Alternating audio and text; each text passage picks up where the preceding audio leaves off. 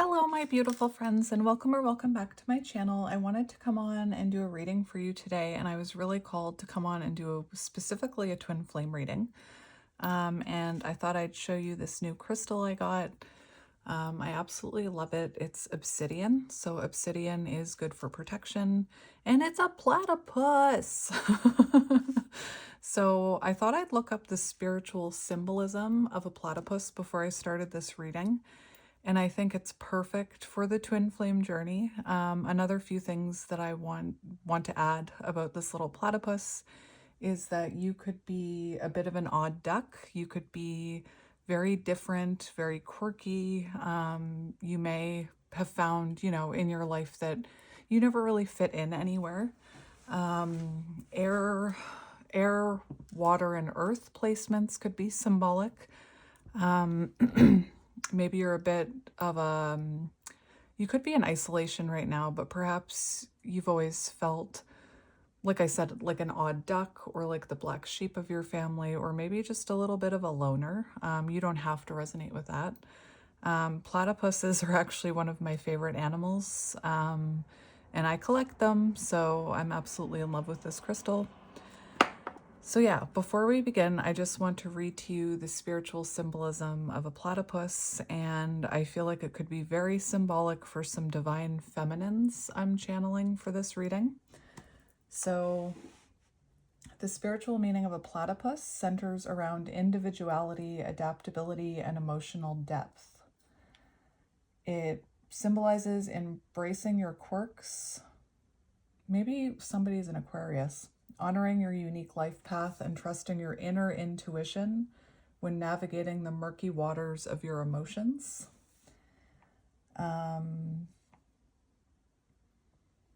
What else do we have here? It can also symbolize, well, I'm going to break it down, emotional intelligence and intuition. So platypuses hunt underwater with their eyes, ears, and nose closed. Instead, they rely on the electroreception in their bills to navigate their surroundings and sense prey. This ability represents deep emotional intelligence and clairvoyance. It is a spiritual reminder to rely on your gut feelings and inner senses, especially during confusing times or when outer circumstances are providing little clarity. And I just thought that was perfect for the twin flame journey, for the divine feminine's journey, because oftentimes you really do have to rely on your intuition and kind of, it's not that you want to ignore what's going on in the 3D, but you can't, how can I put this? It's not that you can't trust what's going on in the 3D, but it's about relying on your intuition when 3D circumstances are saying something else. I guess that's what I was trying to say. It also represents solitude and self-care. So the platypus teaches the importance of solitude and taking time to recharge. It encourages you to move at your own personal rhythm and step away from external influences to heal and center yourself. So yeah, I like this. So when the platypus appears, dare to be entirely yourself. So being your authentic self. Dive deep into your emotions. Trust your inner senses over external logic. And take a step back to enjoy your own company, which, I always say the twin flame journey is not supposed to be about you and someone coming together in this like fairy tale romantic type of energy. It's actually a connection that is meant to awaken you. It kind of triggers all your unhealed wounds. Same with your counterpart. And it's really about the journey inward, the healing that you do, coming into inner union with yourself, stepping into your mission. As my favorite reader says, union is just a topping. And I always say it's icing on the cake. You're the cake. And coming into union with your counterpart would be like additional icing on that cake. But anyway, I like icing. I'd have icing on my cake anyway. So union is extra icing is what I want to say. So yeah, platypuses could be symbolic, or maybe you love platypuses. I know I do. I collect them. I already said that. Also, I showed this in a reading yesterday, I think. My partner got this for me for Mother's Day, and it's one of those willow tree carvings. And this one is about shining your inner light. And I had this download last night, really weird download, of this little person, statue, angel, whatever it is, kind of sprinkling healing magical energy all over you. So I just wanted to mention that. That's what I envision whenever I look at it. So yeah, let's get into this reading. So I'm going to start with this deck, and it's been a really long time since I've actually used this deck on my YouTube channels. I do use it in my personal twin flame readings, but it's called The Journey by S.J. Oracle. So we're going to start with this deck, and we're going to look at what's going on with you on your divine feminine journey first, and then we'll look at your person. On the bottom, we do have I don't chase, I attract, which is the energy that you're meant to be embodying as that divine feminine. You're meant to kind of nurture your garden and attract the people who are meant to be aligned with you. All right, so let's have a look at what is happening for you. You could be having dreams about this person or connecting through dreams with them right now. One thing that does happen on the counterpart journey is that you may find yourself having dreams. They could find themselves having dreams that it could be of past conflicts between the two of you. It could also be, a lot of the time twin flames will dream of connecting in a more positive way, not just about conflict, but in a more positive way. So you could definitely be having dreams of this person. Like I said, dreams are a way that counterparts communicate. We do have 3, 2, 1 action. Interesting. Hopefully you're not feeling called to take action. And it's not that you don't mess anything up if you do take action, but if you are trying to control an outcome or chase by sending messages, it kind of actually repels the counterpart's energy. So the feminine is really supposed to put all that attention inward on self. And when I say feminine, I'm not talking about gender. There are definitely a lot of men who resonate with the divine feminine. So don't feel like it's about gender. All right, so let's see how your divine feminine journey is going. Can be it is a confusing journey. It is. So we have denial. So maybe part of you could be dealing with a counterpart who is in denial of your connection. Perhaps part of you may be wanting to, because of what's going on in the 3D, on the outside, external situations, perhaps for some of you, you could be questioning if you're on the counterpart journey. That's definitely something that divine feminines go through. They question it for quite a while before fully embracing and trusting that they are a divine feminine. And just a reminder, you don't have to be with your person to be a divine feminine or come into inner union. That happens in your own energy. That's your journey. Anyway, so let's get into it. So we're going to see how you're doing. So let's see what collective we're tapping into today. We have Archangel Michael. So Archangel Michael is the energy of protection. So you could definitely be protecting your energy, or there could have been something that happened in the 3D within this connection to separate the two of you. My bracelet keeps hitting the table and it's driving me crazy. We have on the same frequency. So one thing I want to mention about this is that on the same frequency. So you and this person would have come together on the same frequency, a lower frequency, an unhealed, like lower vibrational type of energy.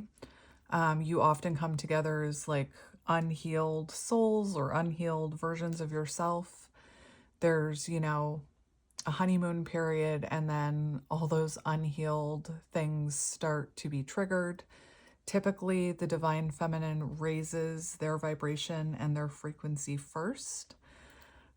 So,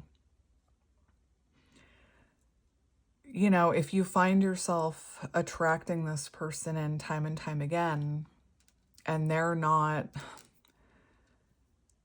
how can I put this? If they're not in the same frequency as you, if something is not aligning or there's resistance, it means you're on different frequencies and you can't force that.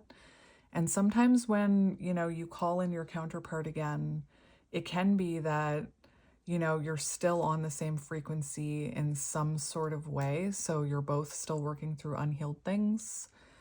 But anyway, so you could have still both been in kind of still in an unhealed frequency.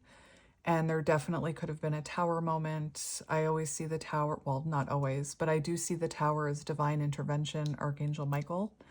And for some of you, when this person last point of contact, whether this is your first separation or this is another separation, at the last point of contact, there could have been something off where you weren't on the same frequency, and therefore you had to protect your energy or put up boundaries. And we do have separation. So you and your person are in the separation phase. All twin flames go through a separation phase, some of them longer than others, but that's when the true healing happens. Now, someone said to me in the comments the other day, that their belief is you don't have to be in separation to heal, that you can heal with someone. And I completely agree with that. I completely agree with the fact that two people can, both heal together. But when we're talking about counterparts, it's very different. So if you're with your counterpart, you tend to repel each other if you're unhealed. And at some point, yes, you can come back together and continue healing together. But twin flames, you come together and then separate, and you travel your journeys in separation, doing the healing, hermit energy, the platypus, before being able to come back together. And that's a counterpart twin flame thing. I'm not talking about, regular connections. There's nothing regular about the twin flame connection. All right, so we do have cycles on the bottom. So it feels like there was definitely a cycle that kept repeating. Could have been the cycle of, the runner-chaser dynamic. Typically, the divine feminine tends to chase and the divine masculine runs. Actually, I shouldn't even say that. I should say the feminine counterpart chases, the masculine counterpart runs, because that divine feminine, divine masculine is kind of the energy that you embody once you've healed. So yeah, there could have been some sort of cycle of repeat, whatever that cycle was for you, whether it was the runner-chaser dynamic or some other type of cycle. All right, let's get a few more. Did I mention that you could be neurodivergent? I wanted to mention that I don't know if I mentioned that or not, with the platypus. The fact that it talked about, being different, not quite fitting in, having, the platypus has like the tail of a beaver, it has the feet of an otter, and the bill of a duck. So that's where the air, water, earth comes from. So you definitely could be, neurodivergent, different, built differently for this world.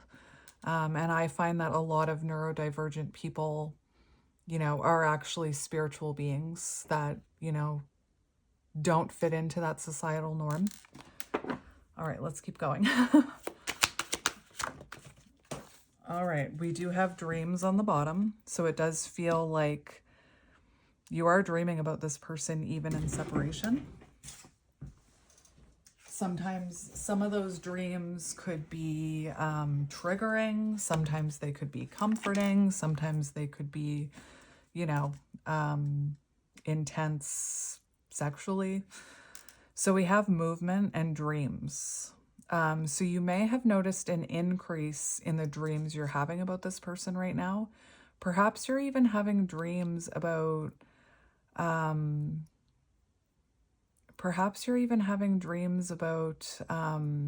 coming towards you, is what I'm hearing.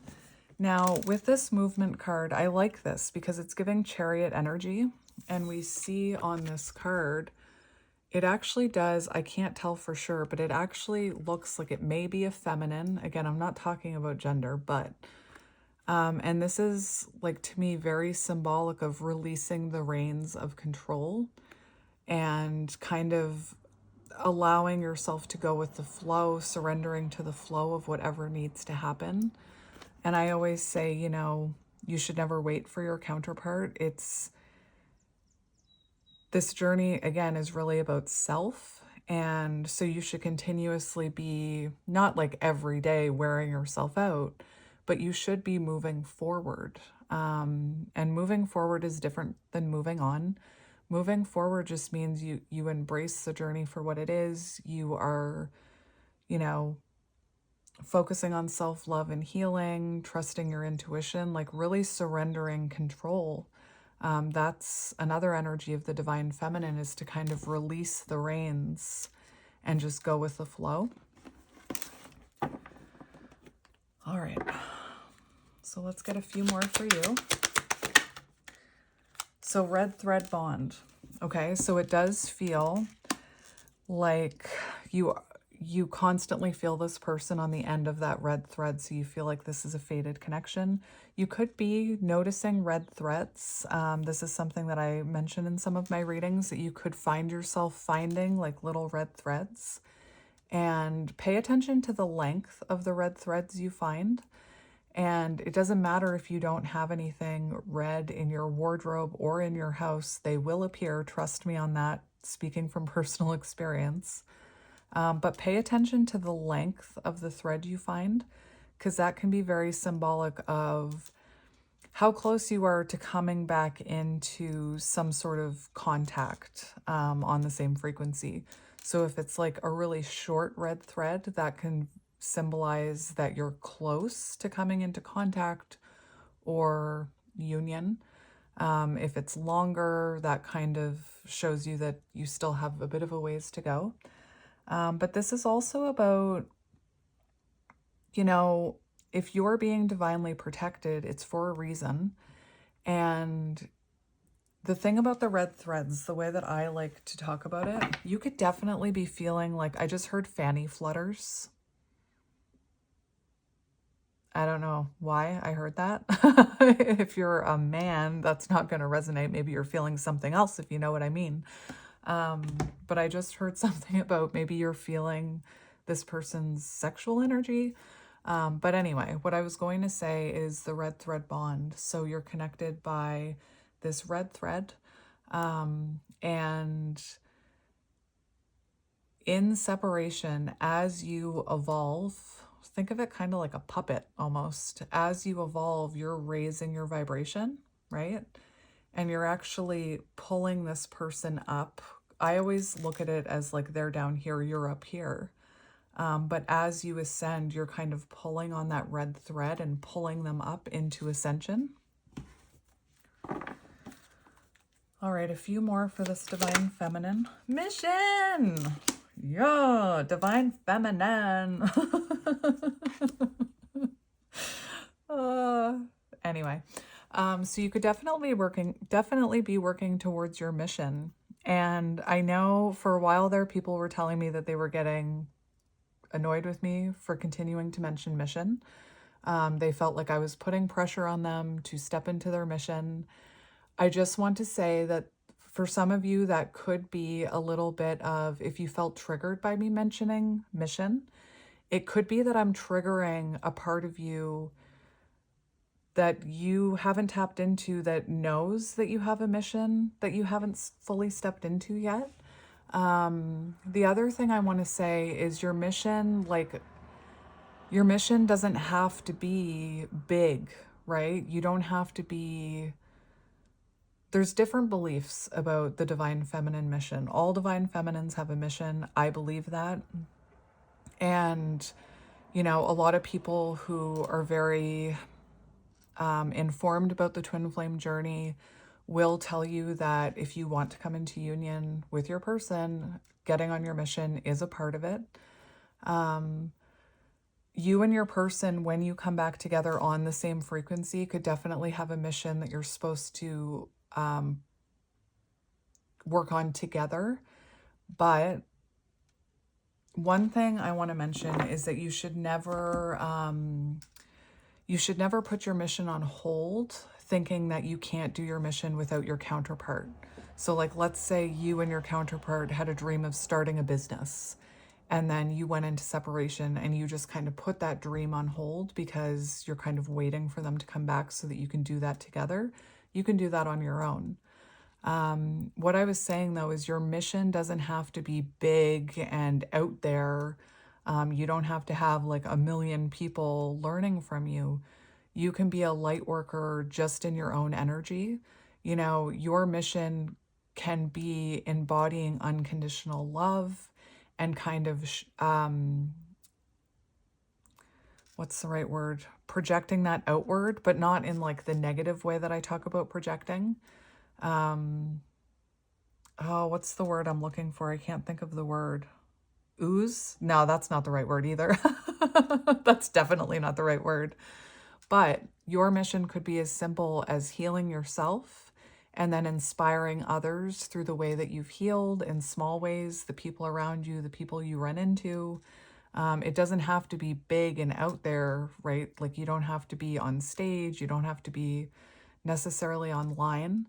But also a large amount of divine feminines are meant to help the twin flame community. So looks like you could be thinking about your mission or focused on your mission. And that's kind of, one of the things the divine feminine is supposed to focus on while in separation is their mission, along with healing, growth, boundaries, embodying that divine feminine. Mission is a part of that. And one thing you want to make sure you do is that while you're working on your mission, if your counterpart comes back in for a point of contact, the last thing you want to do is put your mission on the back burner and prioritize that counterpart. Like, your mission should be just as important. And, you should prioritize your mission and not just, I'm kind of thinking of when you're like a teenager and you get, your first partner, boyfriend, girlfriend, and you kind of ditch your friends, or you become kind of quiet around your friends to spend all that time with that new person. You don't want to put your mission on the back burner just because your person is suddenly back. And your mission is, can be whatever lights your soul on fire. And it doesn't have to be healing. It could be, I often say your soul purpose is whatever lights your soul on fire. Maybe that's cooking. Maybe that's something completely different, right? Maybe it's animals. And we do have this divine feminine. So through the separation, you are focusing on your divine feminine energy. So you probably don't even need me to tell you all this. Like, it already looks like you're doing the things that you're supposed to be doing, okay? And on the bottom, we have divinely protected. So one thing I do believe is that divine feminines are definitely protected. And one thing that I've learned about, I think it was from Kat from Sacred Soul Rising, Sacred Soul something. She's from the UK, I believe. This, you're protected, like this crown chakra up here. There's like this energy of protection over you. And when you are in separation or you pull back your energy and you no longer chase, while you're in contact with your counterpart, they have access to that veil of protection or that kind of energetic protection that's falling over you here. And when you're in separation, that divine protection is actually removed from the masculine. And that's when chaos kind of happens in the masculine's journey, tower moments, divine intervention. So sometimes when we're like trying to control the outcome or we're trying to force it, we can actually be preventing those tower moments from happening in the counterpart's energy, because, you know, they're energetically protected from being around the divine feminine, if that makes sense. Anyway, let's get one more card. Mirroring, and we have twin flames. All right, so just like when you are in contact with your counterpart and there's mirroring, right? You're mirroring back to each other what you need to heal. You're triggering each other. The same, you know, is the same can be said for separation, and definitely for you, there's mirroring here because you have the mirroring card. So the things that you're doing are being mirrored back to your counterpart energetically. So they would be, you know, like I said, it feels like their frequency would be rising. There's like surrendering to the flow, possibly focusing on their mission, feeling that red thread bond. If you're healing, that would be mirrored back on them to heal. And yeah, we have twin flames on the bottom, masculine and feminine. All right, so I want to get a few more cards for you. Another deck I haven't touched in a very long time is this Intuit, like look at the dust, Intuit Oracle. So let's have a look at what is going on for you. It's been so long since I did a counterpart check-in, so that's what this is meant to be. All right. So on the bottom we have, love this, we have 11. We have the firefly, so you could definitely be lighting your soul spark on fire. We have illumination, chemistry, magical, self-discovery, soul spark, light codes, fire, creative spark, someone exceptional. So that's another thing that you're meant to learn on this journey is that, you know, even though this person may have pushed you away, denied this connection, run away, third party, rejection, blah, blah, blah, you are meant to learn through this journey that you are someone exceptional, okay? And hopefully you are tapping into your like soul spark energy. I'm hearing that song by the Irish children. I often talk about this song. Oh gosh, what's it called? Anyway, the lyrics are, I searched for my spark and I found it. I absolutely love that song. If you want to like raise your vibration and like, I don't know what the right term is, but raise your vibration. If you're feeling down, stick that song on and listen to it full blast. Amazing. Written, sung by children. Absolutely amazing. What is that called? It might be called The Spark. What else was I going to say? The song Fireflies by Owl City could be symbolic, and the person who is the lead singer is actually autistic, so that could definitely be a synchronicity here. Yeah, we have the Lovers. So the Lovers is definitely, you know, a divine connection.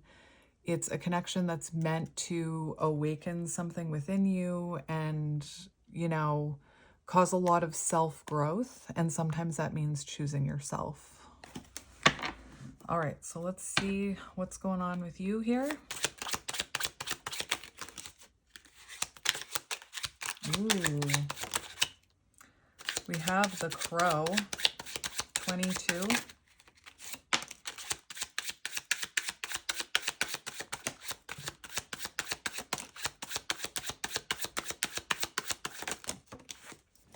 Oh, geez.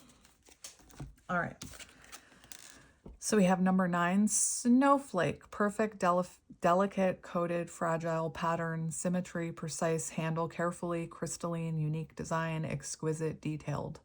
And they say, you know, there's no two snowflakes are the same, kind of like autistic people, no two autistic people are the same, and no, in my experience, no two twin flame journeys are the same. Yes, there's similarities, we're in different collectives.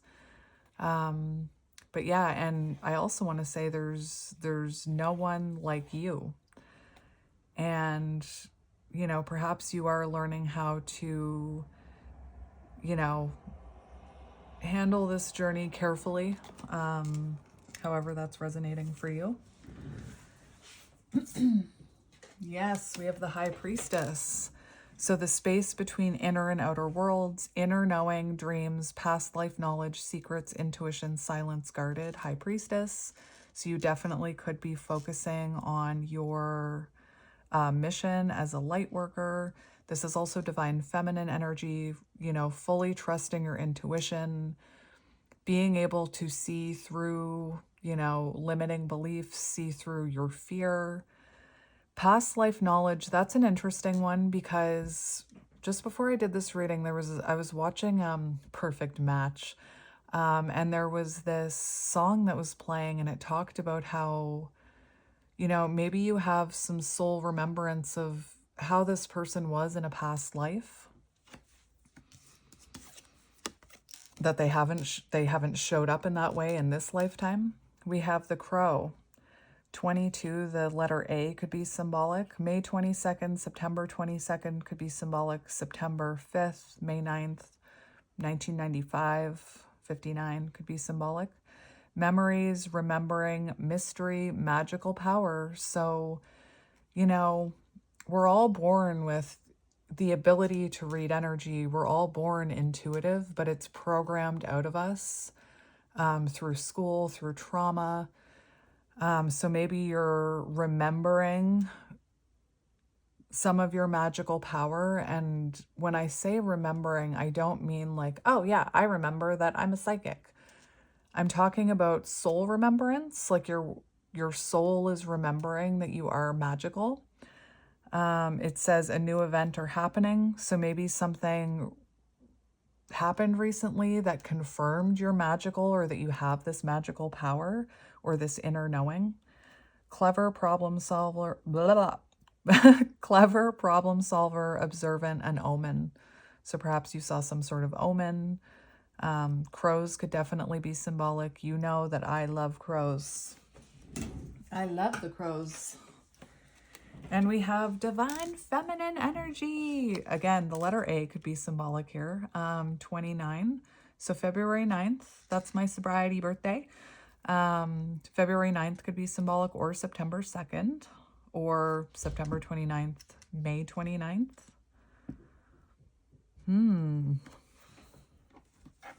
All right. So let's keep going for you. I'm going to be honest. I feel like you are focusing on you because I just got this energy where like, I don't actually want to look at your person's energy. I just kind of want to focus on you, which is kind of telling me that you're focused on yourself. We have the dolphin, beautiful. So peace, harmony, helpful, effective communication, playful humor, fun, in tune with others, collaboration, and joy. A again, what is happening here? What's with all the A's? Somebody could be in AA. But dolphins remind me of the dolphin card. So collaborating or building friendships or finding a community of like-minded spirits like this one. Hello, we're awesome. We're awesome sauce. It's also, you know, very spiritual healer, somebody who affects other people in a huge way. You could change the course of someone's day and thus their life. Very spiritual animal, the dolphin. And you could be an effective communicator. Perhaps there were communication differences between the two of you. Perhaps you communicate from a more emotionally intuitive place, being that divine feminine. We have fish. Now we have a K, 34. This is the King of Pentacles. Oh, I forgot to mention dates. So January 2nd, February 1st, September 12th, May 12th, December 9th, December 5th, December 22nd, December 29th, March 4th, April 3rd could be symbolic. But it looks like right now you are focused on your abundance. I like how these two are coming out right over mission. So you could definitely be focused on your mission. Even if right now it's kind of just like a hobby or a side hustle. And we have house. So you could be protecting your energy right now. This is King of Cups energy.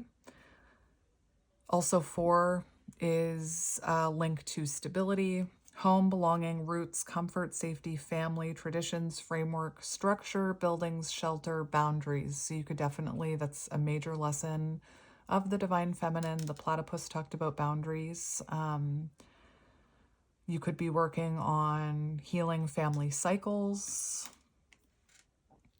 King of Cups energy, so emotionally mature, healthy balance of head and heart, which is, you know, what you need on this journey. And let's get another one. April could be symbolic. December 4th could be symbolic. September 4th, May 4th. We have the Magician, beautiful. So yeah, definitely being proactive on your side of the counterpart journey. Having a lot of willpower. This also talks about communication, manifestation. Beautiful.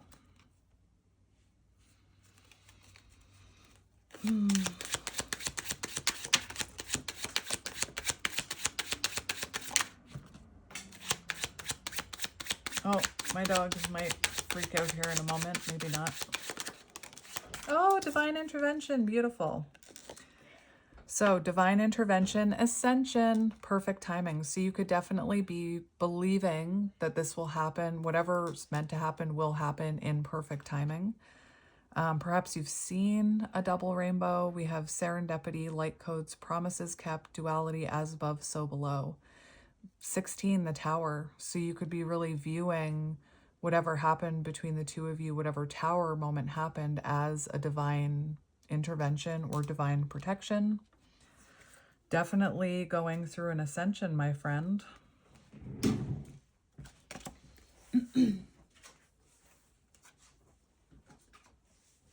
We have stepping stones. The process of arrival, step-by-step, way out, how to, keep on going, baby steps, progress, spiritual growth. Whenever I see this card, I hear, what about Bob? And like, I've joked about it before, like, sometimes the divine feminine journey can feel like that scene in What About Bob, where he's like, I'm doing the work, I'm baby stepping, please, gimme, gimme, gimme, I need. If you've never seen What About Bob, it's hilarious. And we have, so it looks to me like you're living in the present, taking this one step at a time. The dates, January 6th, January 7th, could be symbolic, October 17th, October 16th, or any, like December 16th, 17th, 10th, September 16th, 17th, 10th, May 16th, 17th, 10th. Oh, sorry, loons. So 10, deeply committed, uncommon bonds, family, manifest deepest desire, all in for what you love, reawaken lost hopes. So loons could be very symbolic. And these are uncommon bonds, these counterpart connections. All in for what you love, that should be you. All in for yourself. I just want to get 3 more. What I find interesting is that the Twin Flame card has not come out. And I'll explain why I find that interesting.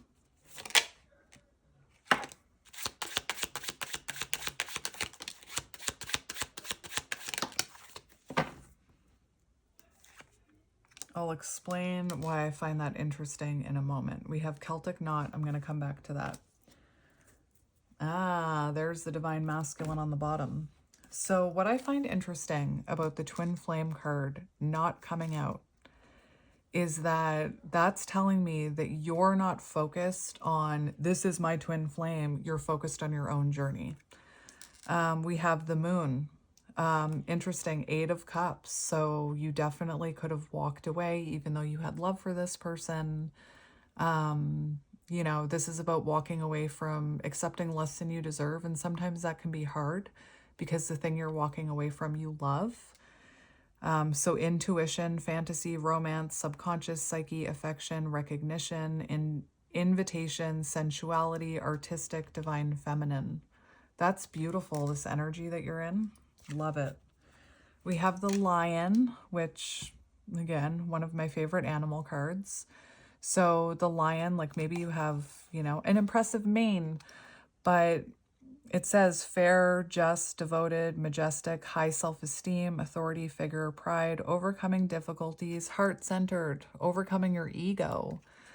And high self-esteem is actually a good thing. It's not a bad thing unless it turns into, you know, arrogance. But this is beautiful energy. And the Lion card in that animal deck that I love so much is a very patient energy, and it really embodies someone who is dedicated to spiritual and personal growth, and that can be intimidating to others. And also that Lion may only have a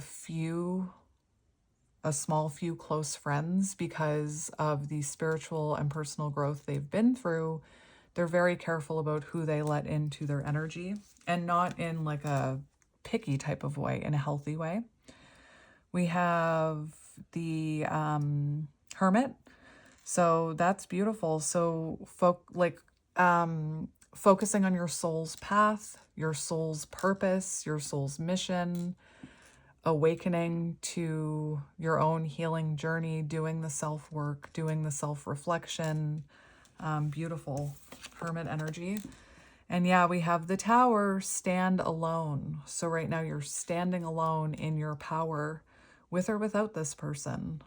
Guidance. So you could definitely be getting guidance from your spirit guides, from your higher self, God, whatever it is that you resonate with. And we have the Broom. So removing unwanted stuff, purging, a clean sweep, delete, total makeover, unavoidable, clean up, restoring harmony. So, you know, removing anything from your life that no longer aligns with you. You could be, I really have to do this. You could be, you know, purging some stuff in your house that you no longer use to clear up space in your energy. Beautiful. And then we have on the bottom, we do have the Celtic Knot. And I mentioned this the other day with a Lover's card. To me, this almost looks like a labyrinth, and this can be how confusing this journey feels. But unconditional love, and it's not just about unconditional love for your counterpart, it's unconditional love for yourself, loving yourself, flaws and all, differences and all, shadows and all, loving yourself even though you're perfectly imperfect, I want to say. It's also about unconditional love to others. And what I mean by that is divine feminines do have or embody this very compassionate type of unconditional love towards humanity. And that's why, you know, you'll hear me trying to describe where these wounds come from, why people show up in certain ways, why they push love away. It's not about me making excuses for people or keeping you stuck in an unhealthy dynamic, but it's that compassion that I have for people who are wounded, who are full of shadows. But unconditional love does not mean we need to have them in our energy or accept less than we deserve or accept them hurting us. But we can have compassion and love for, all walks of life type of thing. All right, I feel like I need one more there just to balance it out. Keep it balanced. One more, just one. Oh my gosh. Oh my gosh, the twin flame card came out.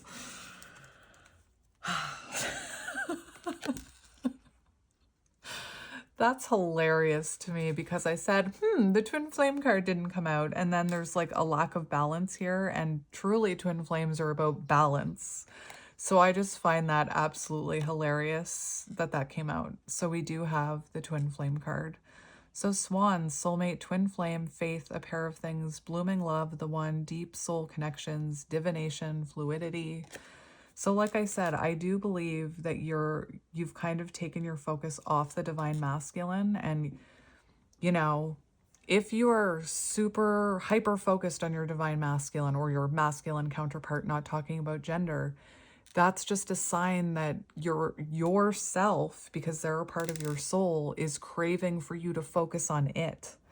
But yeah, it does feel like intuitively you're definitely not questioning this journey. You know what it is. You're no longer in denial.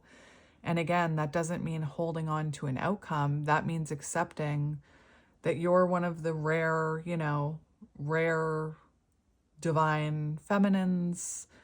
This journey is really beautiful, really rewarding, as triggering as it is, as hurt as you can be in it.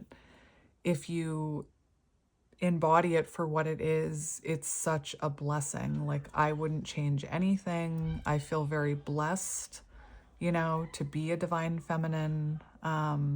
It's completely transformed my life, right? Like, I'm a completely different person in the best possible way, in a healed way. 10 years ago, you would have never heard me being my authentic self ever, or giggling, or talking publicly. I was very wounded. But anyway, I wouldn't be here, right? Giving you this message. I can't believe that was the card that came out. I mean, I can believe it. All right, so now I want to get tarot for you. Like I said, I just kind of want to focus on you. All right, so I am going with an oldie deck today. Interesting. I just cut the deck. I'm going with the Light Seers Tarot. This was my very first deck. This was the deck that I learned on. It was the deck that I was drawn to. People will say that you should learn on the Rider-Waite. That's probably good advice. I didn't. I don't own the Rider-Waite deck. I learned on this one, and I'm doing just fine.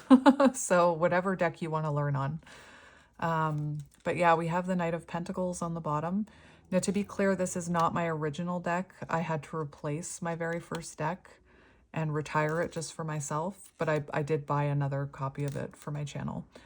So Knight of Pentacles, very, like, you could definitely be working on some sort of mission, an entrepreneurship, if that's the right word. Knight of Pentacles, you're not rushing. Look at this. It's like you've got your shoes off here. You're enjoying this journey or embracing this journey for what it is. And, I think in this day and age, we're really programmed for like instant gratification or to get there as soon as we can, but it's about the journey, right? It's not about the destination. It's about the journey, which is probably why I chose that journey oracle. So very determined, very committed to whatever it is that you're working on, all of this, very committed to your own journey, very committed to self-love and following your heart, following your intuition. Speaking of perfect match, so I watch all of those love reality shows because as an autistic person and, someone who felt like an alien because I'm a starseed, I really enjoy watching human interaction and behavior.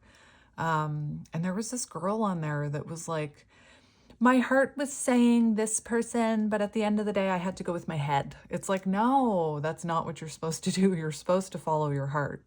But anyway, So very determined to follow your heart, to follow your soul's calling, focused on self-love. Again, you're not rushing things. It's like you've completely, like you're not even on the horse anymore. You're walking, enjoying the journey. All right. So we're just going to get a few cards for you. The sun. Yes. Beautiful. Shining your light. Beautiful. You could be spending time in the sun. It is getting nicer where I am in Canada. But yeah, the sun, healing, focusing on fulfillment, feeling whole within yourself, happy within yourself, free spirit. I don't know why, but the sound of music just popped into my head. Where she's running around. We have 7 of Pentacles, patience for what you're manifesting. Beautiful. And you know, I often say that our manifestations are like planting seeds. We can't continue to dig that seed up and see if it's taking root. We have to trust that through good intention, through being proactive, through willpower, through nurturing energy, that there is something growing underneath the surface that we can't see.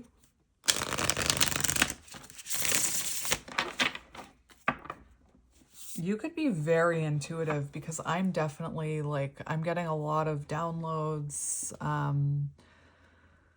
Anyway, 5 of Cups in reverse. Beautiful. So you are healing past wounds, right? You're no longer, you know, sitting in sadness, mourning the loss of this person. I just heard you're turning your frown upside down, but sometimes the 5 of Cups can talk about, you know,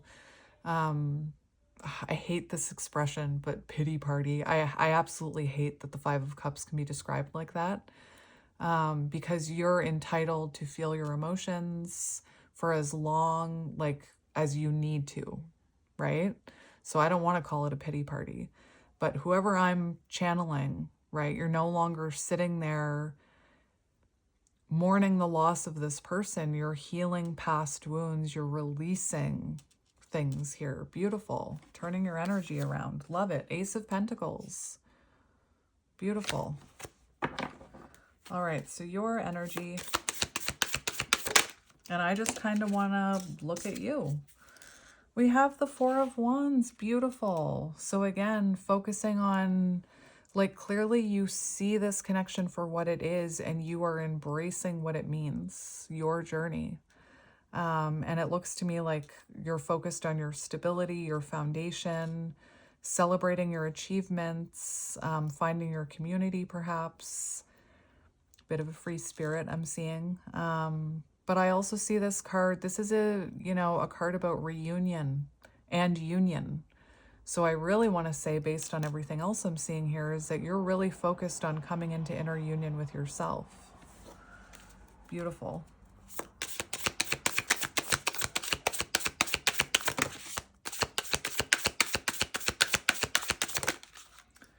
All right, so we've got the Page of Swords. No, not the Page of Swords. We've got the Page of Wands. So this Page of Wands is about inspired action. It's about, you know, it is about creative spark, reigniting that creative spark, taking action towards the things you feel inspired to take action towards. Definitely a lot of creativity here. Beautiful. High Priestess on the bottom. So beautiful. So trusting your intuition, taking action towards the things you feel intuitively guided to take action towards. And I'm not talking about your person, okay?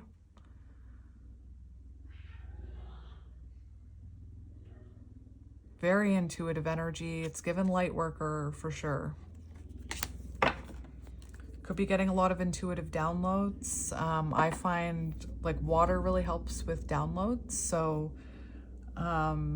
like silence helps with downloads, limiting social media, being outside, helicopter, being near the water, being in water.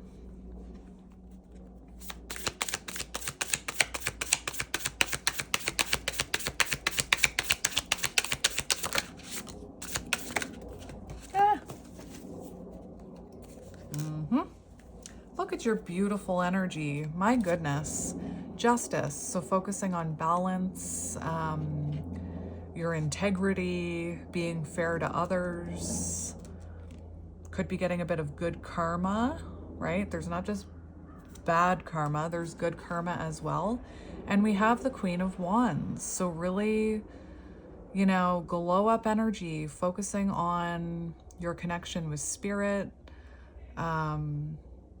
You definitely could be doing something online or feeling inspired to lead others, but you're letting your intuition guide you here. I always see the Queen of Wands as someone very connected to spirit, connected to your soul spark. Beautiful.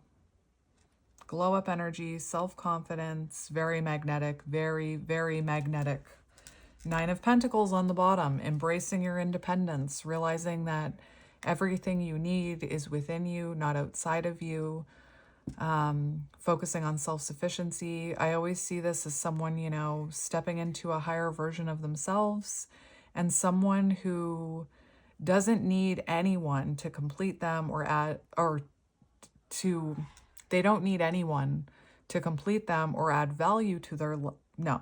You, of course someone can add value to your life, but you don't need, gimme, I need someone to add value to your life. Your life is already valuable.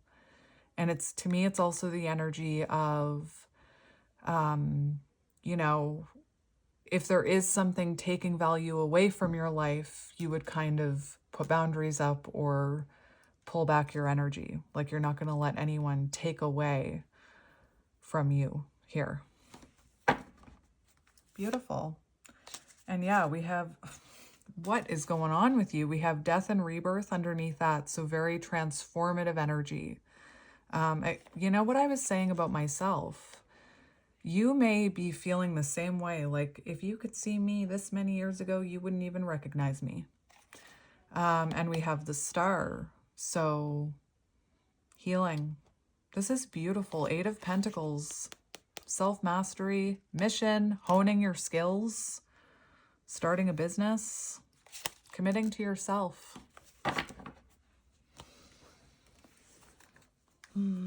Two more for you. Six of Cups, beautiful, healing childhood wounds. Maybe, yeah, listen, you. Like, look at this imagery. Can I just say something?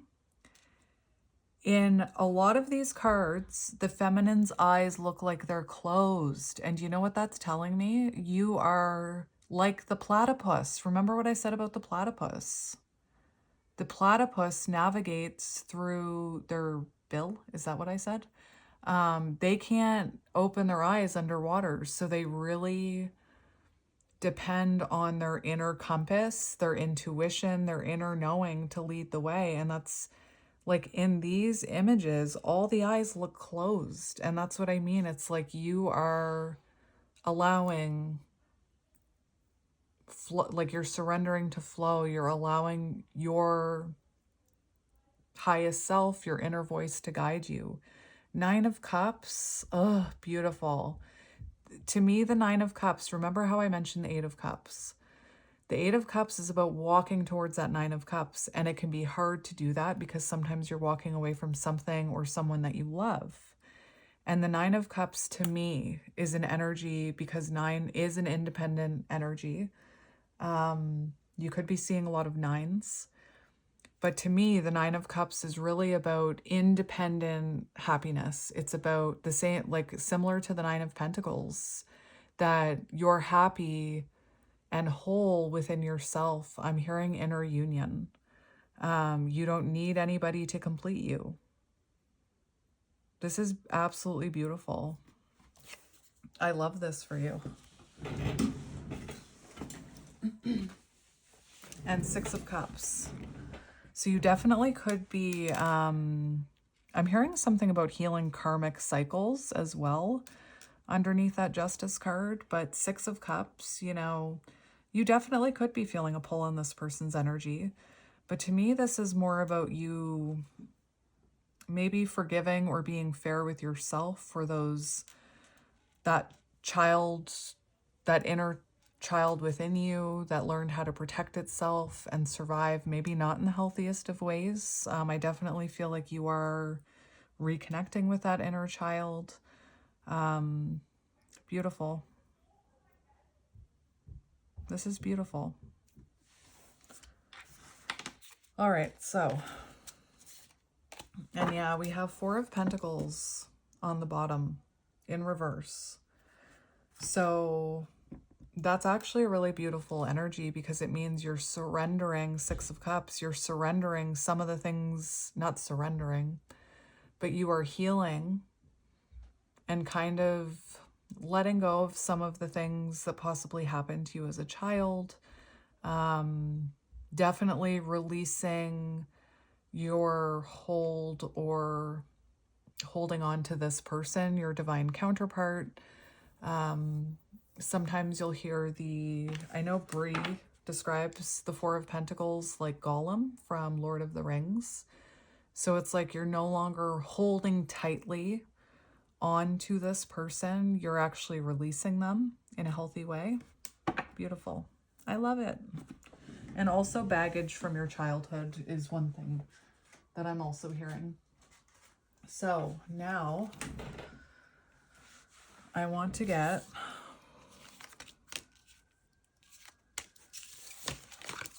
look at your person.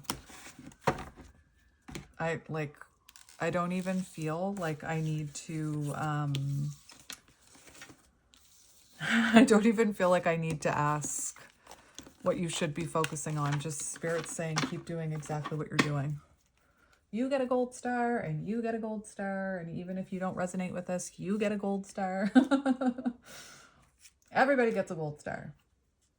And, if you're listening to this and you're not resonating with it, this is, definitely an energy to work towards embodying because it's absolutely beautiful.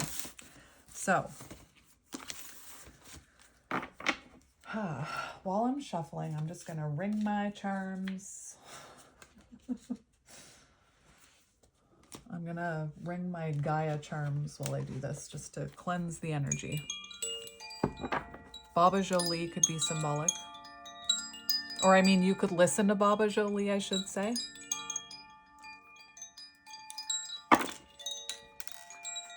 All right, so we're going to...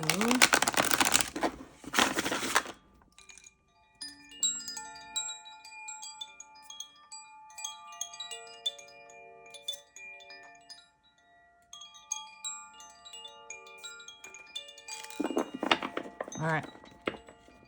So your person's energy. Let's see what's happening here. There could have been, they could have been hyper-fixated on finances. There could have been some sort of third-party interference or temptation. 3D, so they could have been very focused on the 3D right now, which is, that is kind of typical of a masculine counterpart to be very fixated on the 3D, on material, like money, job, other things.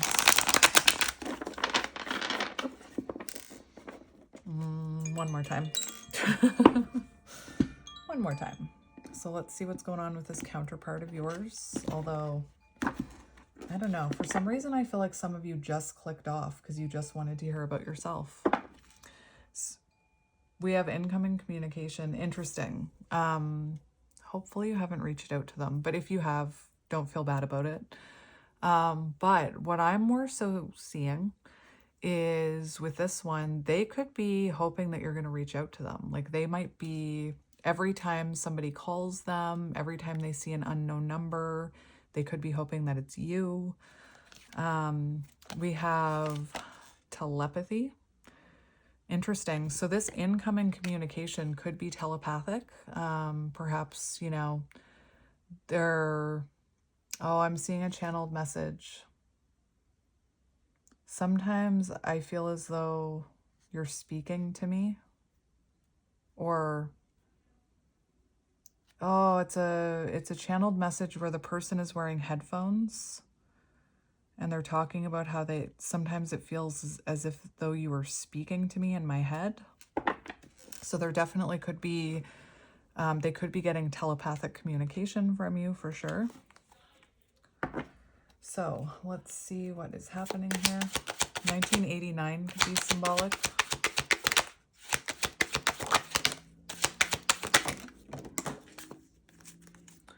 All right, so we have 3, 2, 1 action, and we have healing. Okay. And we have addictions. So I'm going to have to, I need to think about that 3, 2, 1 action, but we do see healing here. And what did I say about mirroring? One of the things I said is if you're healing, mirroring, they are healing. It looks like they are working on healing addictions, unhealthy. And if they don't have addictions, like that's clearly a joint. But they also could be healing like any type of substance addiction, food addiction, the patterns, the unhealthy patterns that keep them stuck, chained. And I feel, actually, thank you, Spirit, I'm feeling that even if they want to take action, it's like they're being held back, divinely protected. Remember Archangel Michael. So you have divine protection. So it definitely feels like they're being held back from taking action until they do this healing, which it does look like they're working on now.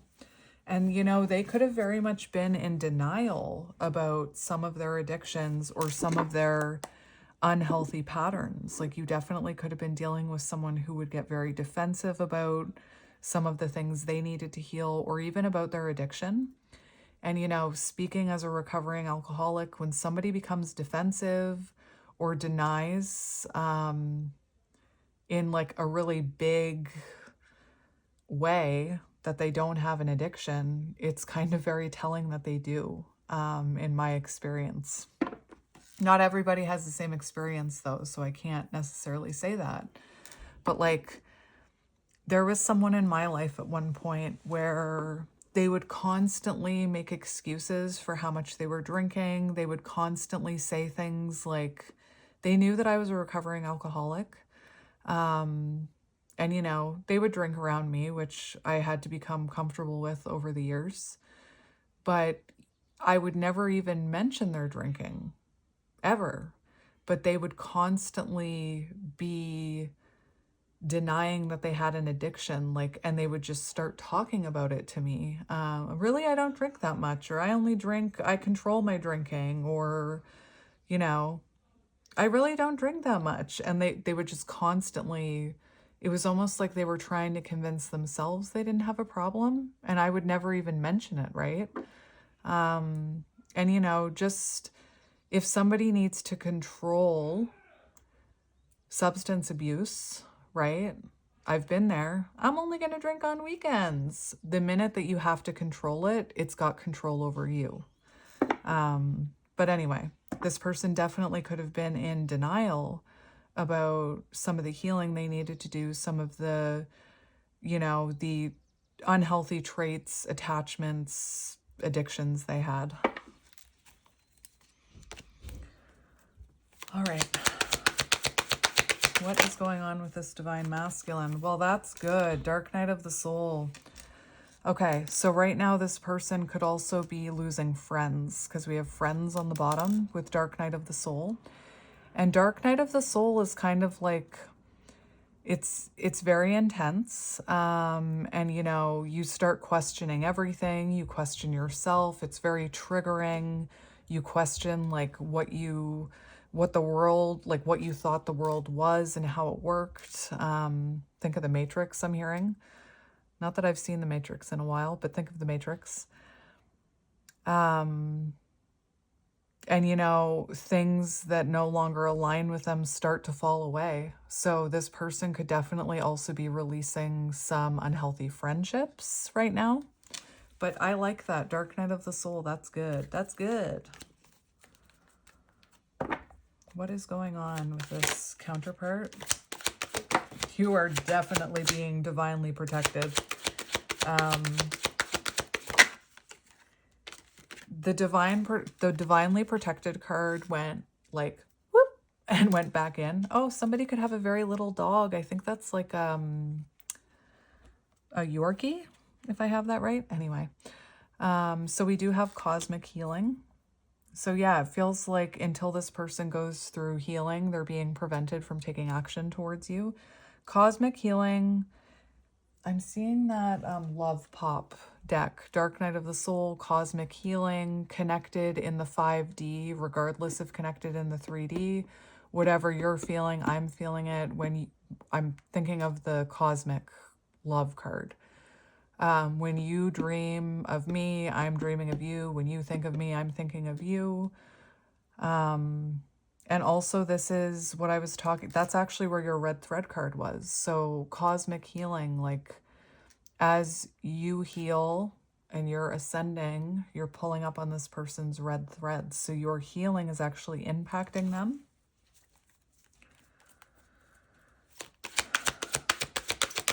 What do we need to know about this? Beautiful healing and transformation, okay? So they're definitely going through a healing transformation where they are evolving, where that dark night of the soul is like, they're right here, okay? That's how I see dark night of the soul. This, them in denial, or as the lower vibrational version of themselves. I sometimes see this as, you know, the divine feminine who's like trying to evolve, but trying to wait for the masculine. No, you let go and you spread your wings and you fly away. But that dark night of the soul right now, they're in this like goo energy. I'm seeing the black egg animal card. So yeah, that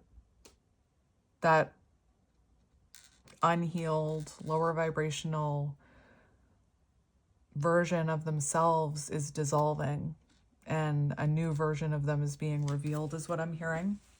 And again, I feel like they denied this for a while. They tried to push this away, this transformation.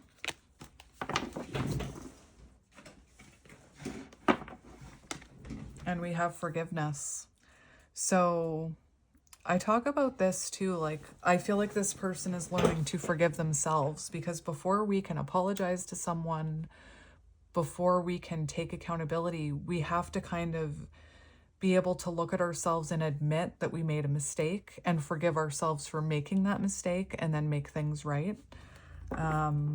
So yeah, it feels like this person does feel sorry for whatever this addiction card is connected to, and also forgiving themselves for denying it. Because let's face it, have you ever like have you ever gone through something or through your healing journey? And if you haven't, I find that surprising. But when you're healing, when you're awakening, you realize some of the ways that maybe you didn't act in the healthiest way, right? And it's almost like one of them, like one thing that's coming through very strongly is just forgiving yourself for accepting less than you deserve for so long, or forgiving yourself for allowing someone to treat you some sort of way because, you know,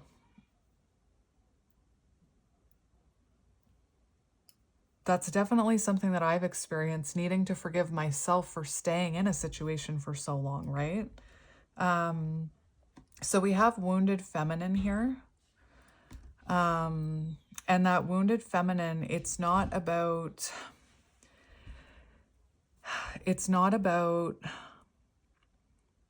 gender. It's an energy. So wounded feminine energy can be quite manipulative. It can be quite like, you have to reach out to me first, or you need to be the one to say sorry, that type of energy.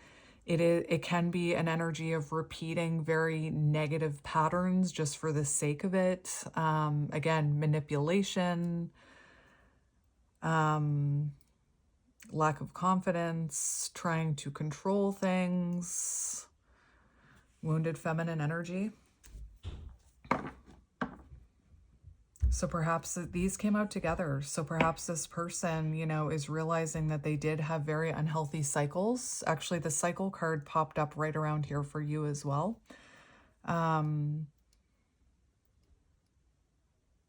Let me just look up wounded feminine really quick.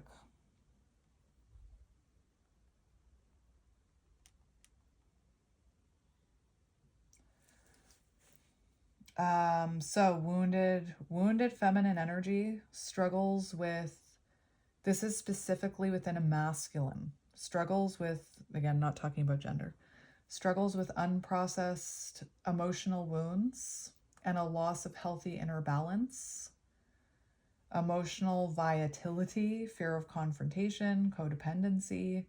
And remember, codependency can also be running. When the runner on the bottom, when the runner feels an attachment, an emotional attachment, they can run. That's, codependency can appear in different ways, right? Emotional reactivity. All right. So rather than being emotionally mature, King of Cups, healthy balance of head and heart, very emotionally reactive, reacts from a very wounded place. Letting emotions dictate actions. This can look like pouting, sulking, throwing temper tantrums. What a weird way to word that. I want to say like very reactive energy, but maybe they were pouty, cycle, temper tantrumy. I don't know. May overfunction, constantly seeking approval. Maybe requires constant reassurance about their worth. Conflict avoidance. May resort to stonewalling, guilt tripping, playing the victim, avoidance. Lack of direction, struggles to take action. Drifting without goals. How interesting. So it feels like that's what's kind of falling away right now. Good. That's good. All right, 3 more for your person.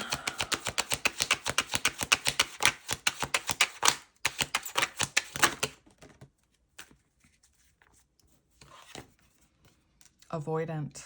Okay. So you were definitely dealing with an avoidant, which I just mentioned, but we also have dreams. Okay. So this person could have also been like, if they had been having very intense dreams about you, this is what I'm hearing, so I'm going to say it. They may have been numbing themselves with substances to avoid dreaming of you. And the thing that I was hearing was that thing about, when I first mentioned dreams, I mentioned conflict. Remember when I said that? So it almost feels like things that this person has been avoiding, looking at past conflicts between the two of you, the unhealthy ways they showed up, is actually surfacing in dreams to help them process it right now.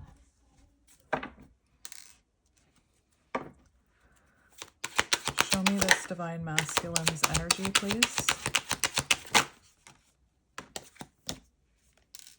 Cycles. I'm going to get one more for that. So there could still be some cycles and patterns that they're repeating. Or, you know what? Listen.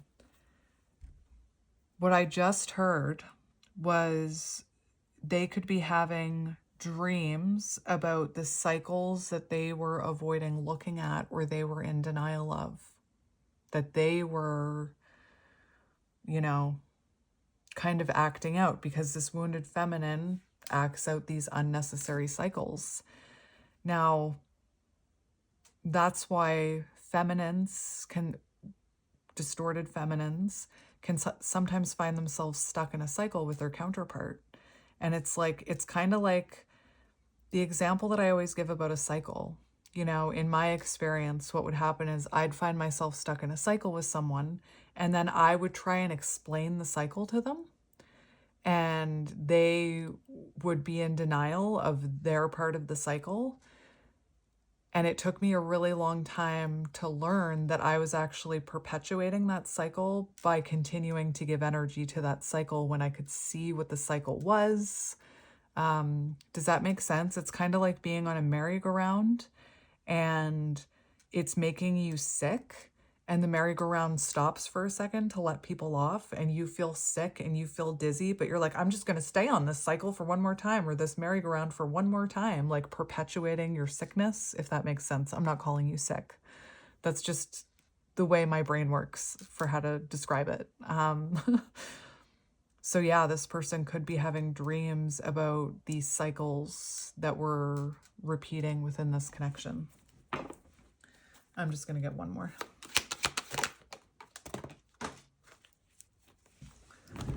We have separation.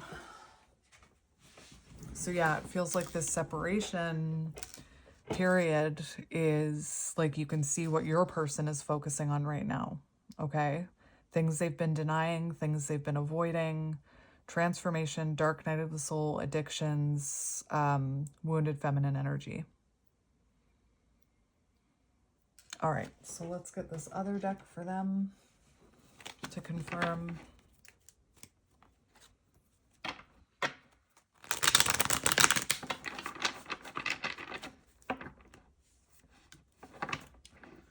All right, so let's see what's going on in this person's energy.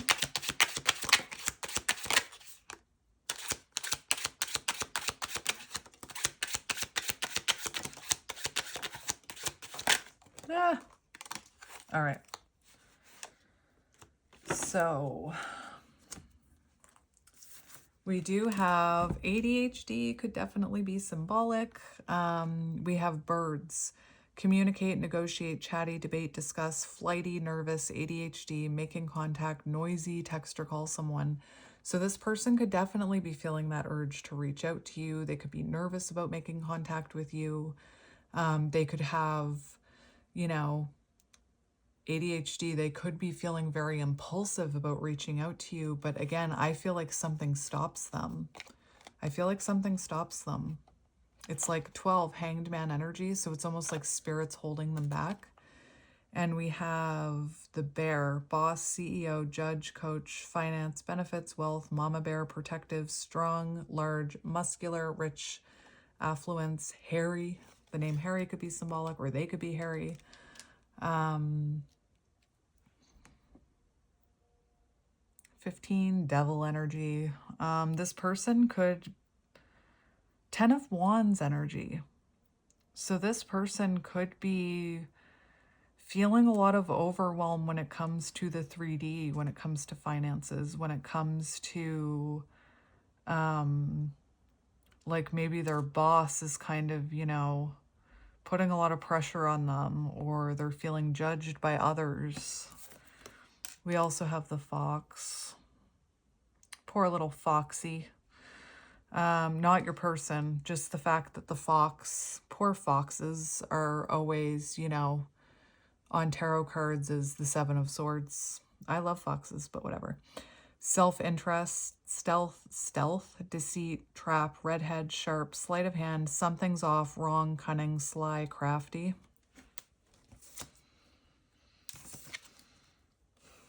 We have islands. They could be foreign. Affairs, solo, isolation, standoffish, separation, estranged, lonely. So really it feels like this person, you know, is kind of on an island of their own, or maybe they've put themselves onto an island of their own. And what I mean by that is if they've been showing up in this way with other people, they could be someone who's really, I'm seeing the Hermit in reverse, someone who's kind of pushed others away, has refused advice, and again, kind of like they could be pushing a lot of people away right now, or in the past they did with this type of energy. There could be some sort of conflict with a boss or even a mother figure, I'm hearing.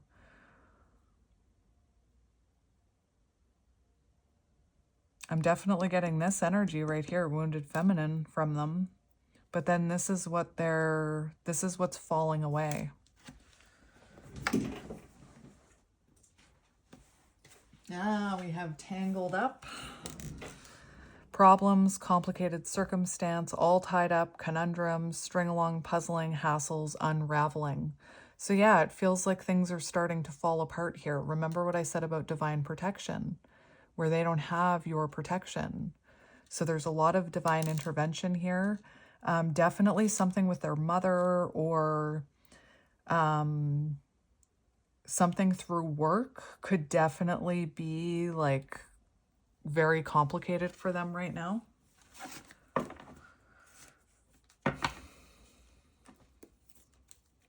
And maybe they're wondering, why do all these things keep happening to me, right? Why is everything seemingly going wrong right now? Well, that's a sign that you're going the wrong way, right? They could be having, interesting. They could be having,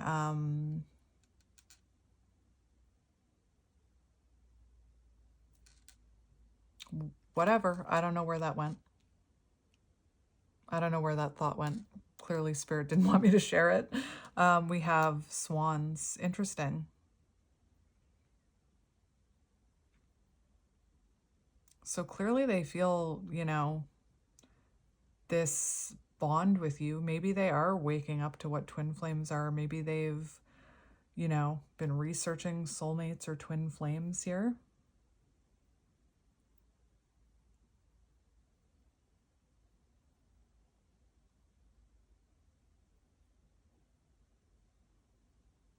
Maybe in the past they debated or were nervous about the concept of twin flames. Could also be that telepathic communication could be making them nervous. Interesting.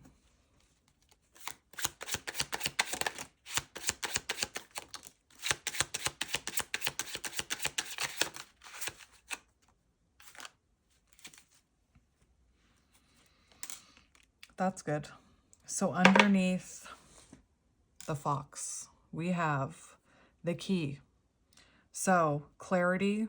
They're definitely having clarity about some of their own behaviors here through this dark night of the soul. And it definitely could be causing them to feel a certain type of way, like I was talking about. I forgot to mention dates: December 15th, 14th, 21st, 23rd, 6th. We also have June 30, no, not June 33rd, come on now. June 23rd, 15th, 12th, 14th, 21st, February 1st, January 2nd, January 4th, April 1st. We have mirroring here, 12/21. Look it up, what it means for twin flame, 12/21. January 5th, May 1st, February 3rd, March 2nd. March 3rd could be symbolic.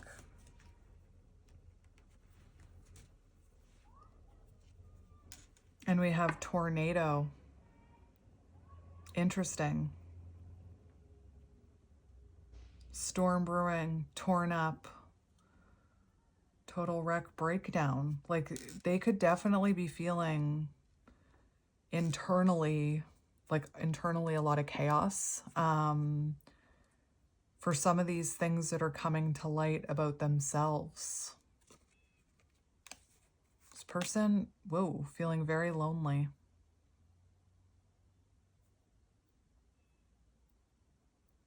That fell right on top of twin flames.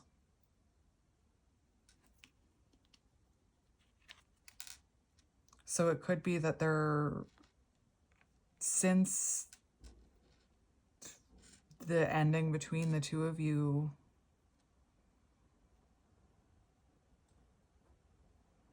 they could be a total wreck right now over this connection. August could be symbolic. August 6th, 23rd, 15th, 12th, 14th, 21st. What is going on with my chair? We have a geese on a quest. Migration, relocation, dependable, know where you're going, cyclical. So they definitely could be going over these cycles. They could have moved recently. On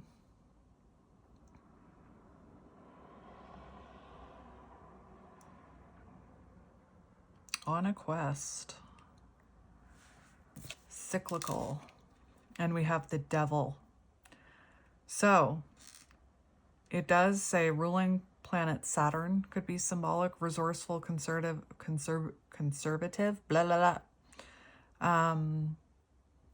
Disciplined, wise, ambitious, prudent, constant, eyes on the prize, realistic.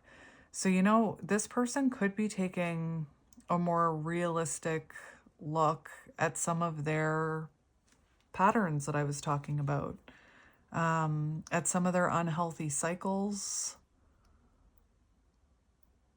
really taking a look at their shadows. Like with the key, there's a lot of new clarity coming to this person in isolation. One more.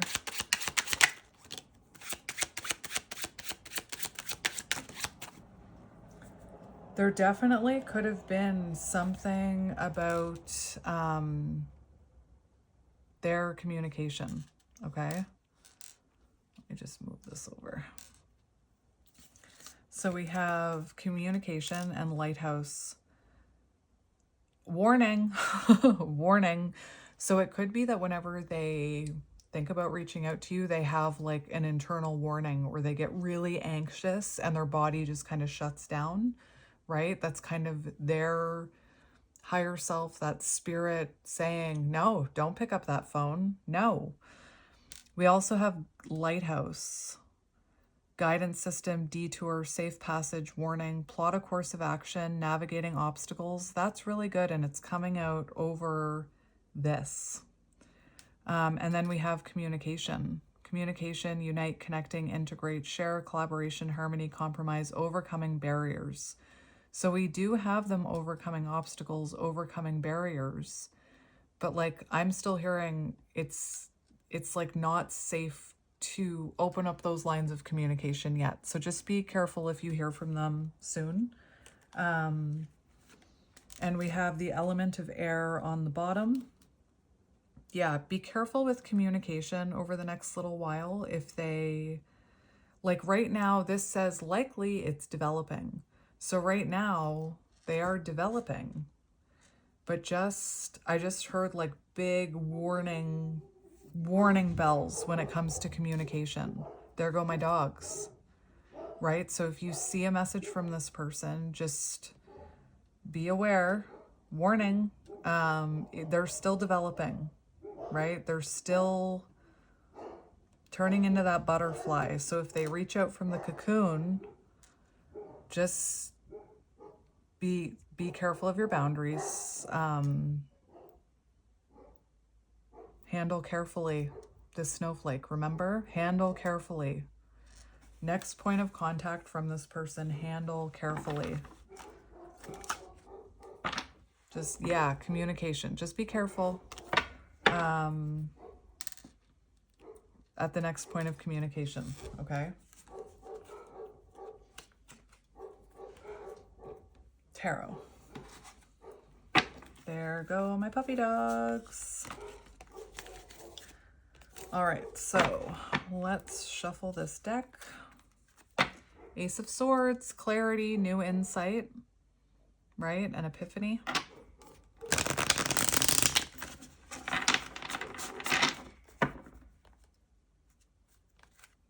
Two of Wands, all right? So the Two of Wands is about getting ready to step out of their comfort zone, thinking about what they want for the future, but you know what I'm going to say? For me, the Two of Wands is about looking at the patterns that have kept us stuck from moving forward and having a healthy relationship. And remember this person looking at cycles. So hopefully they're examining, hopefully they're examining the cycles that have kept them stuck from having a healthy relationship. I was watching a show last night and there was this character who,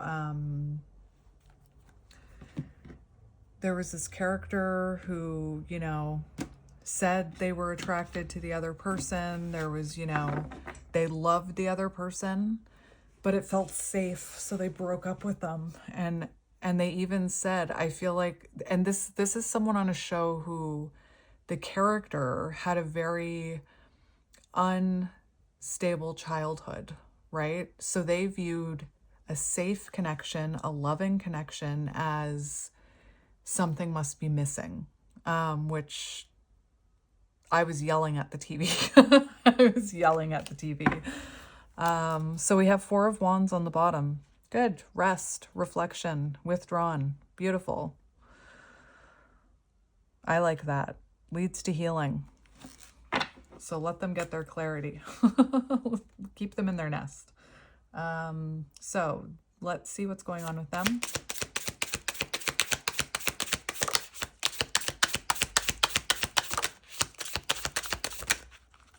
Remember how I said that Spirit was holding them back? Okay. So we do have Hanged Man energy. Remember how I talked about wanting to take impulsive action, but it feels like Spirit is holding them back. That's exactly what we have here.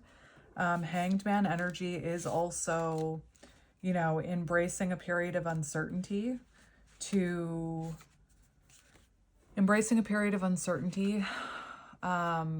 and it leads to new perspectives and enlightenment. So it feels like until this person has that enlightenment, they're kind of being held back.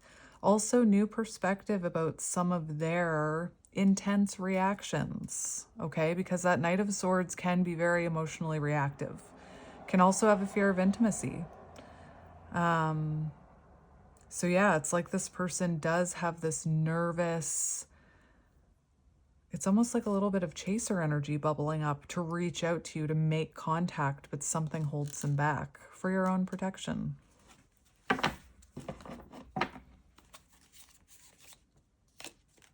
Nine of Pentacles, independent energy. Interesting. That's good. Working on their confidence or self-sufficiency, I hope. Show me their current energy. Yeah. Yes. Okay. So something when it comes to justice is coming to light here.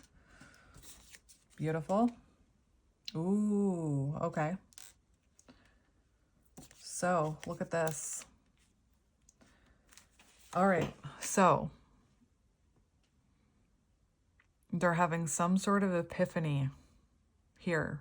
Something they feel like they definitely could have got some sort of karmic lesson here with justice. You know, the meaning of justice, if someone's wronged you, justice will be served. And if you wrong someone, you have to understand that your justice will be served to you. But it feels like they're seeing something more clearly here, and definitely possibly about how unhealthy they were showing up. Here with the 8 of Cups in reverse. Where's my little book? 8 of Cups. Avoidance. So they could definitely, fear of change. So they could definitely be having a realization about their own avoidant tendencies. Remember, we were seeing that.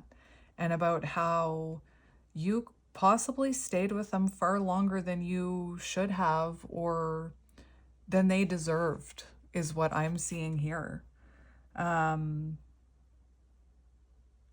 Interesting.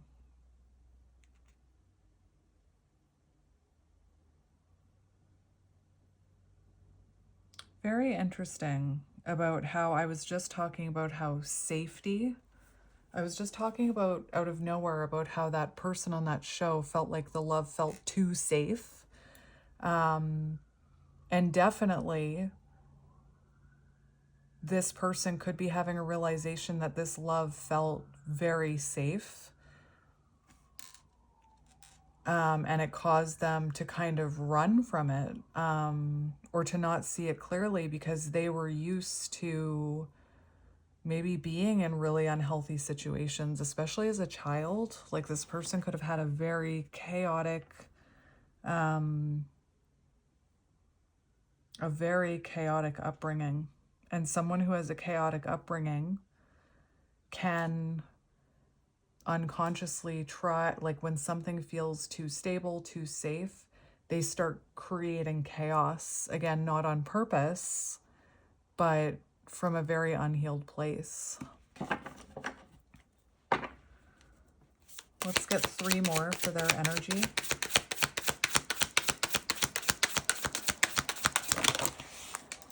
Also, this could definitely be showing that they were avoiding taking accountability for some of those reactions they were having, right? With that wounded feminine energy.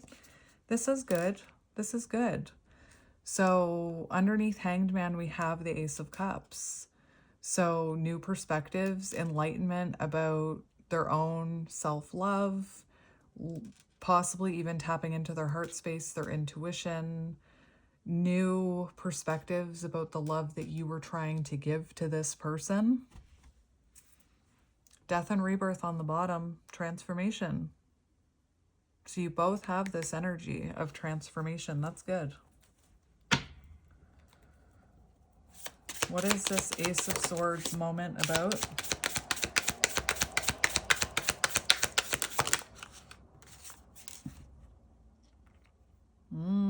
Six of Cups. So they're having a lot of realizations, new insights, breakthrough moments when it comes to their childhood, their upbringing. You know, I do feel like this was a very unstable childhood that this person grew up in. Very unhealthy dynamic. And it feels like they're having a lot of revelations about this, about what happened to them as a child or how they were acting from that place. Possibly how they pushed you away from this place. And again, some tower moments in their life could have caused this realization, sudden realizations, the tower, about their childhood. And what did I just say about this person? They could be having an epiphany about how when something feels stable and safe, it doesn't, because it's different than their childhood. Sorry, what am I trying to say? This person could be having an epiphany about how they had a very chaotic childhood and about how it's almost like they were unconsciously seeking chaos as an adult or causing chaos within this connection because it felt too stable and safe. Definitely avoidant runner energy that I'm picking up on with that message. ADHD could be symbolic, but can I also say something?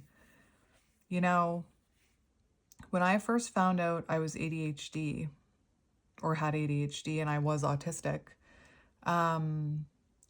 because I was a female, they just slapped me with a label of anxiety. And then they tried to slap on a label of borderline personality disorder because I had childhood trauma. Now, there are similarities between someone that had childhood trauma and someone who's neurodivergent. The way they behave, very similar. They can sometimes cross over. But there's also, you know, a lot of information out there about how undiagnosed neurodivergent kids experience trauma because their parents didn't understand the way they would react to things or how their brain worked differently. So those children would be punished or, you know, tried to be put into this little box that all the other kids fit into. So I just wanted to point that out because I was hearing it. Justice. This person could also be having a realization how they really blamed you unfairly. They could have deflected blame onto you, the wounded feminine manipulation, projection.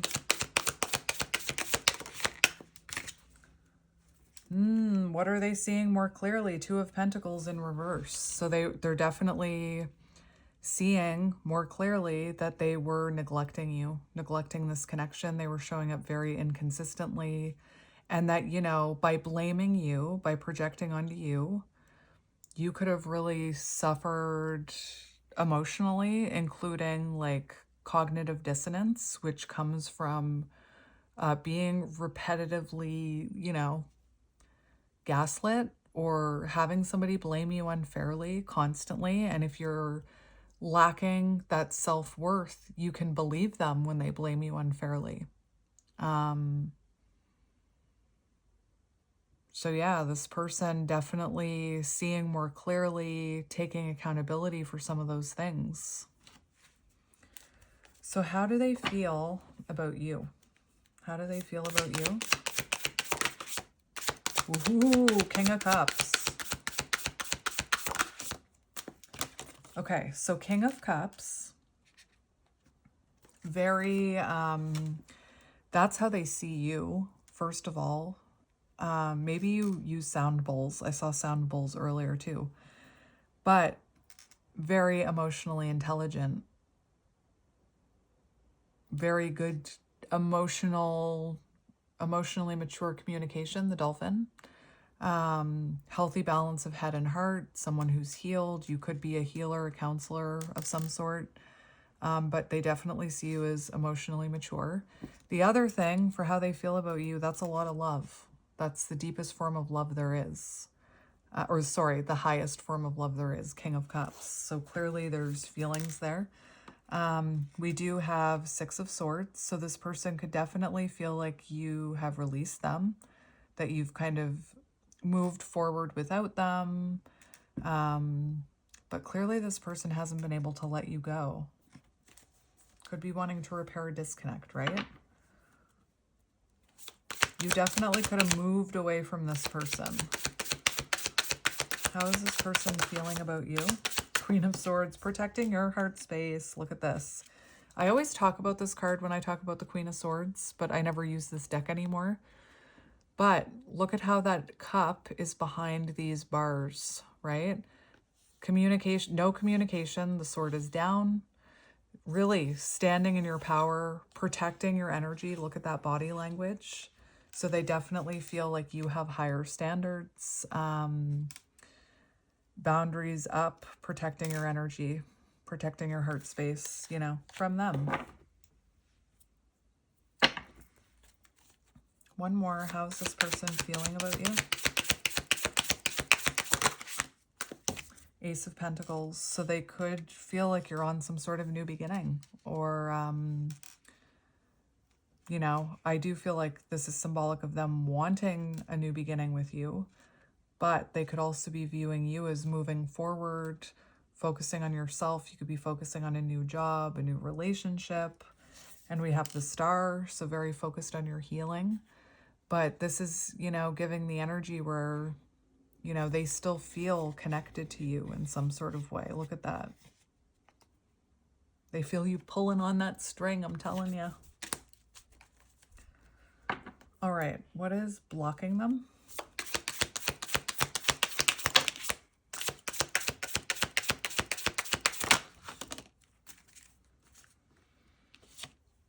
Okay, so we have 10 of Pentacles blocking them. So that could definitely be chaos in their 3D world. This could be the opinions of family and friends. This could be, generational cycles, generational things they inherited from their parents. This could be fear of commitment.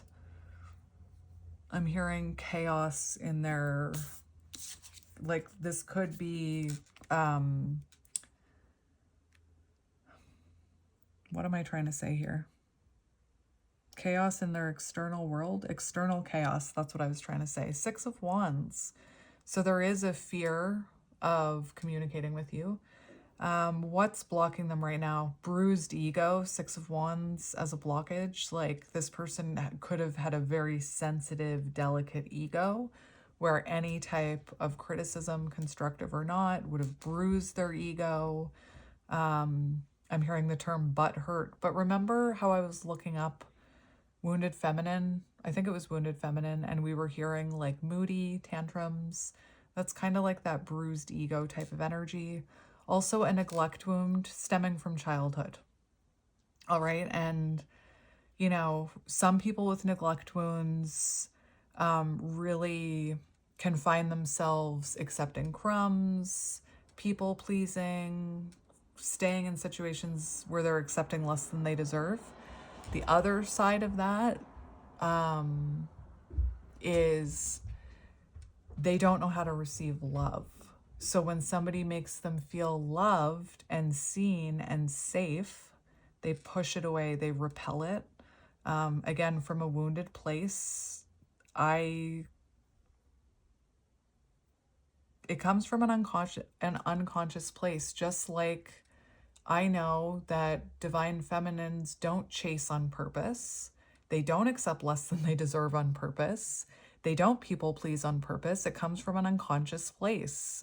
And that's what I mean about showing compassion to others, right? Like, I find on social media, people with avoidant tendencies are villainized, yet anxious attachments, people with an anxious attachment are kind of more compassion is shown to people with anxious attachment than avoidant tendencies, right? So it's not fair to villainize one and show compassion for the other, if that makes sense. I know I'm triggering people right now.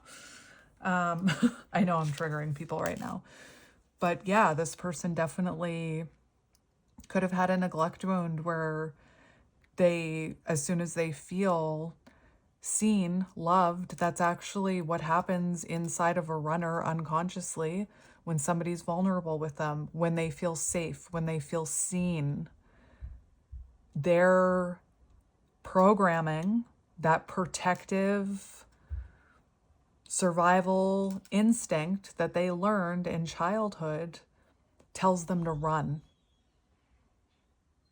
And we have Seven of Swords for what's blocking them. So there's things that they were avoiding. That is the energy of manipulation, of gaslighting, resisting some of the things that they needed to look at for healing. Like I said, I feel like they were in denial about some of the things they needed to heal. So what do you need to know about this person? What do you need to know about this person? What is your advice about this person?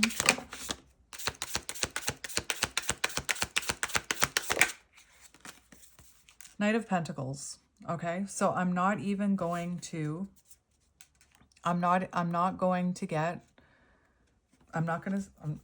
see if they're going to communicate with you right now, because when I heard communication, I heard warning, warning, warning, warning. So for what you need to know about this person, they seem to be on a very similar journey to you, slow moving, right? Don't be in any rush for this person is what I'm hearing. Focus on your journey, which we already talked about. This person won't be able to come in and kind of commit to this until they do become self-aware and release some of those things that have kept them stuck, right? Now, this Devil in reverse is showing more self-awareness, okay? But that takes time. So right now, your advice is to just be patient, unfortunately. But I don't even think you care if they're going to communicate tomorrow or not. Honestly, the cards that I was seeing for you, there are patterns here that this person needs to become cycles, that this person needs to become more self-aware of, that they need to close out before you can have a new beginning with them. So really just focus on your inner union. Focus on your path. Because again, twin flame, you're meant to walk separate paths, healing. So I just want to get some of these for you. These are twin flame messages.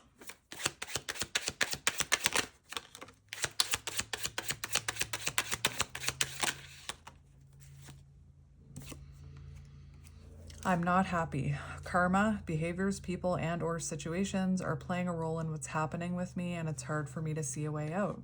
So yeah, that's what I was talking about with the Dark Night of the Soul, the boss thing that I was picking up on. So situations, people in their life, definitely some lessons coming through for them. We have mirrors. As you surrender your 3D expectations, I surrender to our 5D connection. So releasing 3D expectations, surrendering control of the outcome, very important. We have 8 words have hurt me in the past, and that's why I fear talking to you. Oh my. So this person definitely, like, remember what I said about this person could have taken constructive criticism, even your feelings, and taken it the wrong way. I'm also hearing that they were hurtful with their words, and that could be part of what holds them back.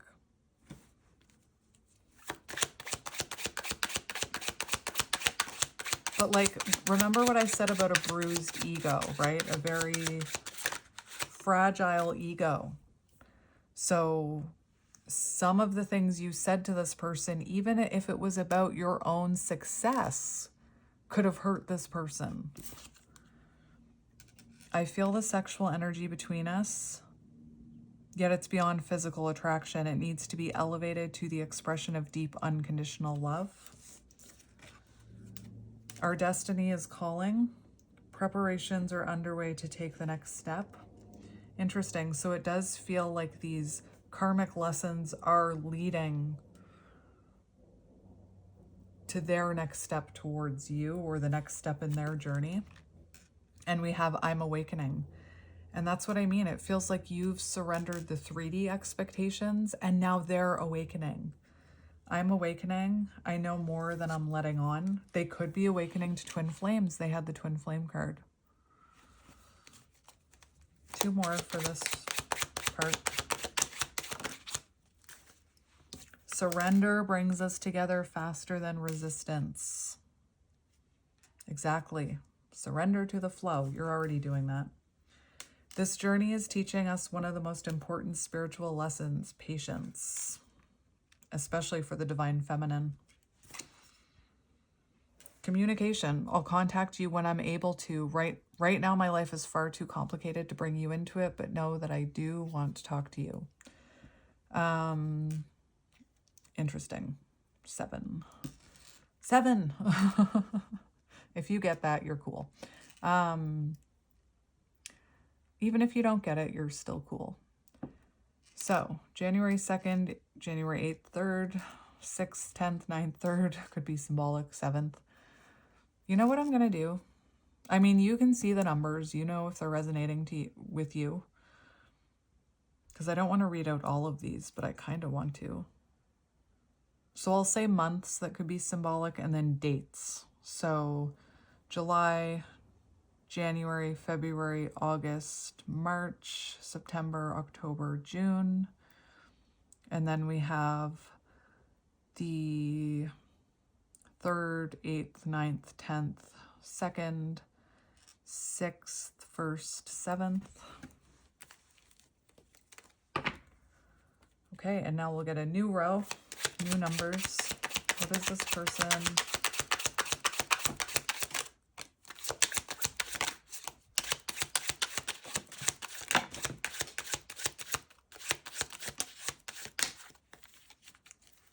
All right, and then Spirit closed the deck. I'm seeing synchronicity. Synchronicity is like your name or 1111 and working out what they mean. Okay, so they see them too. And I like this because this one actually has Dr. Kelly on it, which excites me. I don't know why. Well, let me read the other names on there. Where are my glasses? Let me take a closer look at this. I feel like that's them. Kelly Roberts, Kevin James, Rose Erickson, Bruce Martin. All right.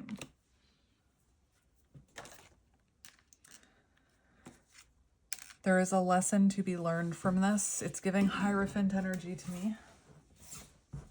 Oh my gosh, the card came out that I was seeing. I knew that was going to happen. This is the one that I was trying to explain with the telepathic communication.